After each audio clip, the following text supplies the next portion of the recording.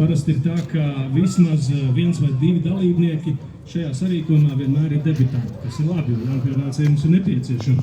Šoreiz ir sanācis tā, ka debitants ir arī Valds Ceplēvičs, un viņš pirmo reizi šajā sarīkojumā piedalās kā Latvijas Ārtīgo automobīļu kluba prezidents. Lūdzu. Paldies, jā.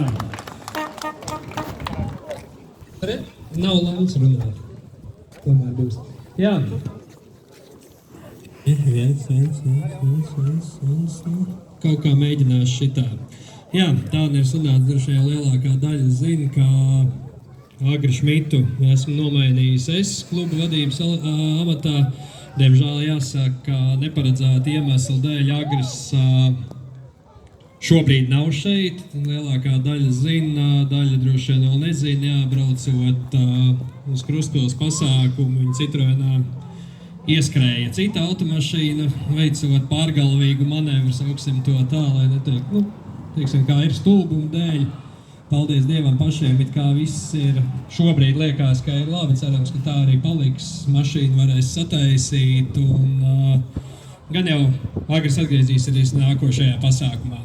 Bet, par šodienu prieks jūs redzēt saulainajā Krustpilī, pirms tam arī Jēkabpilī, tā kā abi krasti būs izbraukāti. Vēlos teikt lielu paldies Jēkabpilī, gan pilsētai, gan Jēkabpils muzejām, Jēkabpils pilī par uzņemšanu, ka mēs varam šeit pulcēties, apskatīties arī nesen atklāto, laikam jāsaka, pirmo pieminekli automašīnai Latvijā. Tā kā tie, kas vēl nav redzējuši, tad tur ir elegants, nerūsējošā tērauda spēkrats, kur arī aiziet nobildēties un atstāt sev bildi par piemiņu. Ko es vēlos vēl pateikt, kas attiecās uz Rīga retro. Pēdējie gadi jau Rīga mums ir bijis tā vairāk kā starta punkts braucienam uz kaut kurieni. Un tas, ko es varu pateikt, ka šādā formātā Rīga retro ir pēdējo gadu, tā kā jums ir unikāla iespēja būt šeit, lai gan neesam tik daudz kā ierasts. Jo nākošais gads būs liels pasākums, kas būs Baltijas ceļam 35 gadu jubileja. Tie, kas brauca pirms 4 gadiem, tie atcerās. Tātad nākošais gads būs pretējā virzienā, sāksim Tallinā un caur Rīgu uz Viļņu. Un tā kā tas pasākums ir nedēļu pēc tradicionālajiem Rīga retro datumiem, tad šie pasākumi tiks apvienoti un Rīgas sadaļa būs arī savu veidu Rīga retro, bet jau nedaudz citādā formātā, piekdienas vakars ar parādi un sestdienas rīts, un tad tie, kuriem būs vēlme nobraukt atlikušo maršrutu, varēs arī braukt līdz Viļņai. Tā kā tas ir tāds plāns nākošajam gadam, un attiecīgi 25. gadā jau visticamākais ir pēc tā vismaz, ko es esmu izfantazējis, tad tas tiešām būs Rīga retro, Rīgas pasākums, un es ļoti ceru, ka jums patiks, ka mums viss izdosies kā, tāpēc to pārējo atstāšu intrigai, bet formāti mainīsies, un šāds, kā tas ir pēdējos jau 7 gadus, sapratām, ka ir laiks kaut ko pamainīt. Tā kā izbaudiet vēl šogad. No Normand, tu tik bažīgi skaties, tu nepazudīsi, tu mums tāpat būs vajadzīgs un par to var neuztraukties. Tā kā aicināšu, es jau skatos, motocikli jau ir sastājušies, droši vien, ka varētu taisīt, tad pirmais vecais gals apbraukt tādu godu aplīti pie šejienes, pie Normand, un tad arī, lai jūs varat skaisti un interesanti parunāt.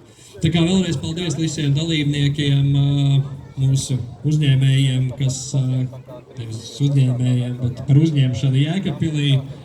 Un noteikti tiksimies arī liela daļa vēl. Šogad mums vēl ir daži pasākumi paredzēti, tā kā sekojiet līdzi informācijai.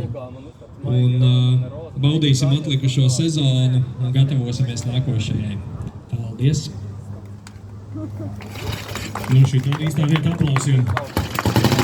Prezidents ir runājis, un lai iedīs intrigu, īsti citu uzņēmēju ļoti patika. Es uzreiz atcerējos tādu mūsu prāts nezināšanu jocam tādu apmēram no 7 gadu dzīves, ka mēs vienā spēlējām kaut kādas mītnes, un tad man mazākā meita teica, paņem to kartīti un saka, un tas ir tāds, kas ved grāmatas uz bibliotēku.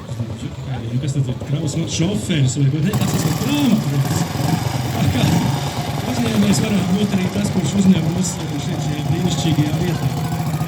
Kamēr motociklisti ieņem savas vietas pirms parādas, es domāju, ka šis būtu īstais brīdis, es varētu mazliet ieskicēt noteikumus. Nu, vispār jau mēs visi esam savējiem, visi tā kā visu zina, bet viesiem varbūt būs tā kā interesanti saprast, nu kā vispār, kādi ir noteikumi, lai piedalītos Rīga Retro Elegances konkursā. Tie gandrīz tādi paši, kā piedalīties vispār Rīga Retro pasākumā, tāpēc spēkatam ir jābūt ne mazāk kā 30 gadus vecam. Tam jābūt vizuāli un tehniski saglabātam, restaurētam, vēsturiski korektā stāvoklī. Noteikumos tas nav rakstīts, bet es teiktu, ka neoficiālā prasība ir tāda, ka, lai tas spēkats pēc daudz maz smuki izskatās. Vai tad arī ir tik neglīts, ka atkal ir smuks? Nu, tā kā, nezinu, Cundap Jānus varētu būt ļoti labs piemērs. Tā, nu, protams, ka automašīna nedrīkst tik lietot kā ikdienas transportā, kas ir absolūti neobjektīvi, subjektīvi, piekasīga, un kas ir sliktākais, nav uzpērkama. Patreiz tie rezultāti ir absolūti neparedzami. Līdz kuram Es domāju, ka šodien būs tieši tā, un tagad mēs varam 25. pieslēgties 2-0, motocikliem, 2-5. pēc iepriekšējās No sistēmas tam gadam dalās vairāk divās nebūs. grupās līdz 1944. Gada ražojumam, un pēc tam līdz nebūtu jaunāk par 30 gadiem. Un izskatās, ka daži no šiem ir stingri, vecāki ļoti ar uzviju atbilst noteikumiem, un tātad pirmais objekts un pirmais brīnišķīgais motocikls mums ir Norton 18 1930. Gada izlaiduma, 490 kubikcentimetru, tā īpašnieks ir Roberts Ramba, kurš ir iesprauds cigaru zobos un ir gatavs, tā sakot, visai apkārtnē parādīt, kurš te ir situācijas noteicējs. Labdien! Sveiciens Jēkabpilī! Es tā teicu, ka tā būs. Es domāju, ka tu būsi pirmais čalis ciemā, jā, ja tu, protams, tiksi līdz